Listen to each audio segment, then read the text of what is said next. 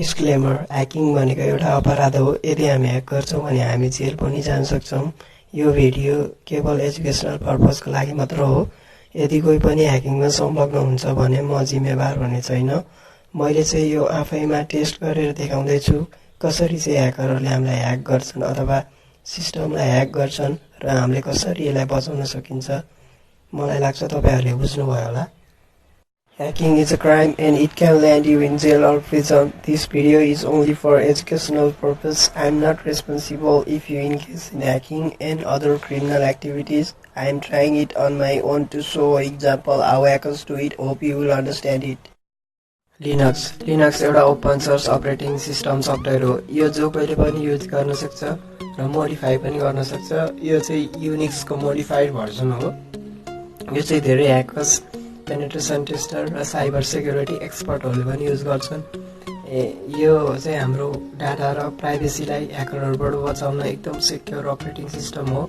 यसमा पहिल्यैदेखि hacking, network testing र पेनिट्रेसन टेस्टिङ टुलहरू पनि हुन्छ। स्वागत छ तपाईलाई मेरो YouTube channel Nepali hacking tutorials र म आज तपाईहरुलाई सिकाउने छु कसरी आफ्नो पीसी अथवा ल्यापटपमा चाहिँ लिनक्स अपरेटिङ सिस्टम अथवा ह्याकर अपरेटिङ सिस्टमलाई चाहिँ इन्स्टल गर्न सकिन्छ। यसका लागि तपाईले मेरो स्टेप्सहरूलाई फलो गर्नुपर्ने हुन्छ। तपाईहरुले बीचमा भिडियो स्किप नगर्नु होला, कृपया तपाईहरुले बुझ्नु हुँदैन।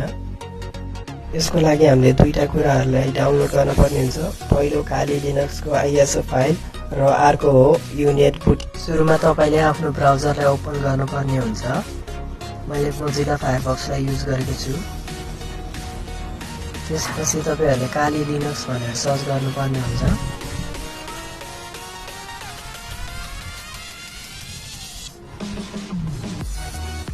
त्यसपछि हामीले सुरुको अप्सनमा क्लिक गर्नुपर्ने हुन्छ। त्यसपछि हामीले डाउनलोड्समा क्लिक गर्नुपर्ने हुन्छ, डाउनलोड काली लिनक्समा। त्यसपछि हामीले आफ्नो सिस्टम अनुसार डाउनलोड गर्नुपर्ने हुन्छ, HTTP मा क्लिक गरेर। मेरो सिस्टम 32 बिटको छ, त्यसैले मैले 32 बिटको डाउनलोड गरेको छु।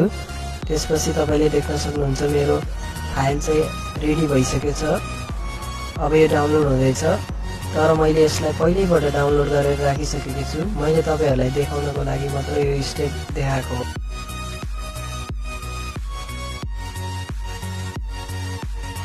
तपाईले देख्न सक्नुहुन्छ मैले यो पहिल्यैबाट डाउनलोड गरेर राखेको छु।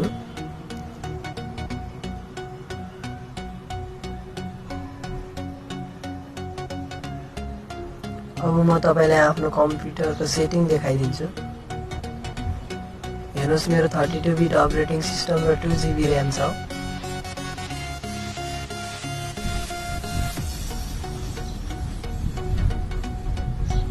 अब चाहिँ हामीले you.please भन्ने सफ्टवेयरलाई डाउनलोड गर्नुपर्ने हुन्छ।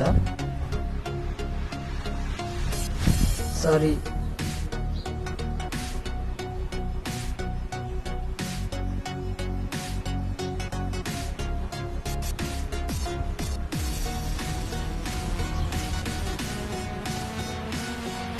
त्यसपछि हामीले यो फर्स्टको अप्सनमा क्लिक गर्नुपर्ने हुन्छ।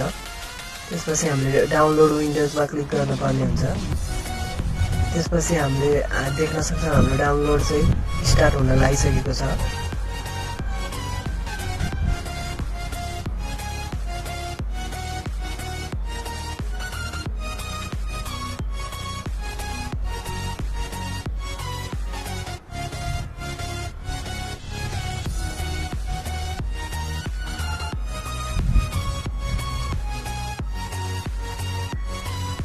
अब हाम्रो फाइल चाहिँ डाउनलोड भइसकेको छ।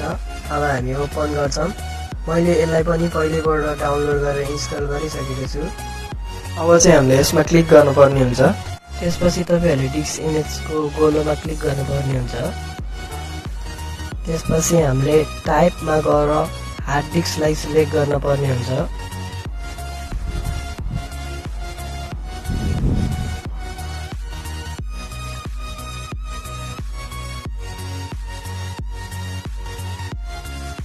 त्यसपछि हामीले तीनटा डटमा क्लिक गर्नुपर्ने हुन्छ।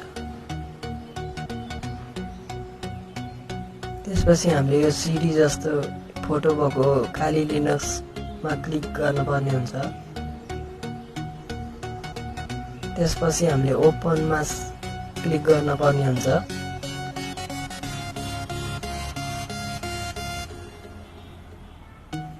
त्यसपछि हामीले ओकेमा थिच्नु पर्ने हुन्छ। त्यसपछि हामीले ओकेमा क्लिक गरिसकेपछि हामीले देख्न सक्छौँ एक्सट्र्याक्टिङ एन्ड कपिङ फाइल्स भन्दैछ। यसले यो हुन एकदम टाइम लाग्न सक्छ, त्यसैले म भिडियो फास्ट गरिदिँदैछु।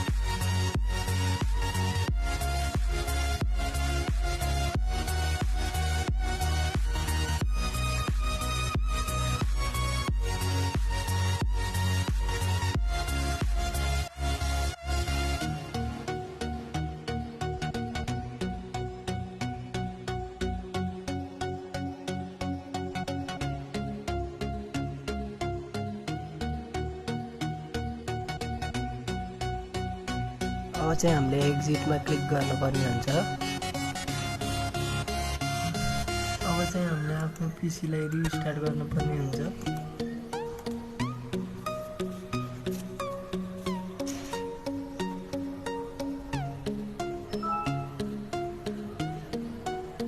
अब चाहिँ हाम्रो पीसी रिस्टार्ट हुँदैछ।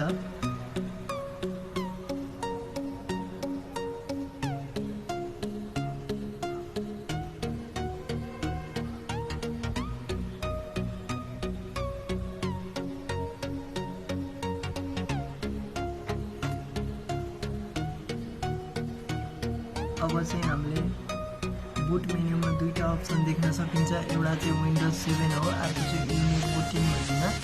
हामीले चाहिँ युनिट बुटिङमा इन्टर गर्नुपर्ने हुन्छ।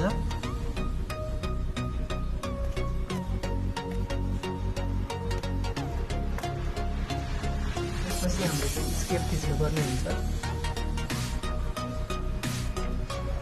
अब चाहिँ हामीले लाइभ सिस्टम भन्ने अप्सनमा चाहिँ इन्टर थिच्नुपर्ने हुन्छ। त्यसपछि हामीले देख्न सक्छौँ हाम्रो खाली लिनक्स सिस्टम चाहिँ बुट हुँदैछ अथवा स्टार्ट हुँदैछ।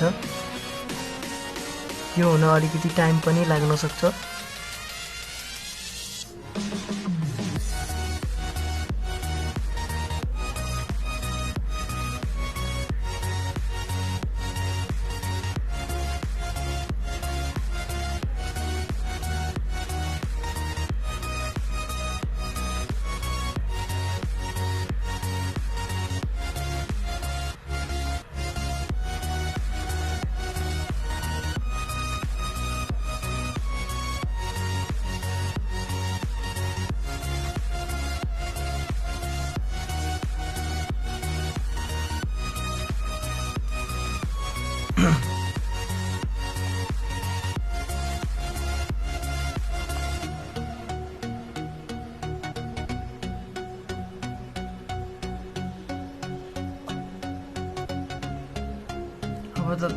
अब तपाईँले एउटा नयाँ इन्टरफेस देख्न सक्नुहुन्छ।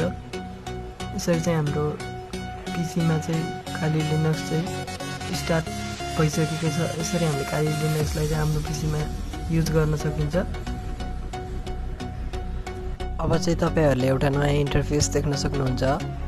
अब तपाईँले यहाँ धेरै टुल जस्तै ह्याकिङ, पेनिट्रेसन टेस्टिङ र नेटवर्क टेस्टिङ सम्बन्धी टुलहरू देख्न सक्नुहुन्छ।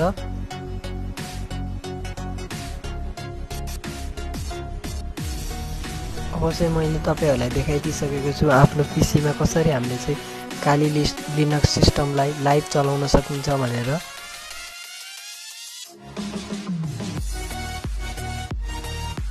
यदि तपाईँहरू नयाँ हुनुहुन्छ भने यो युट्युब च्यानललाई लाइक, सब्सक्राइब र सेयर गर्नुहोला र साथमा रहेको घन्टीको आइकनलाई पनि प्रेस गर्नुहोला।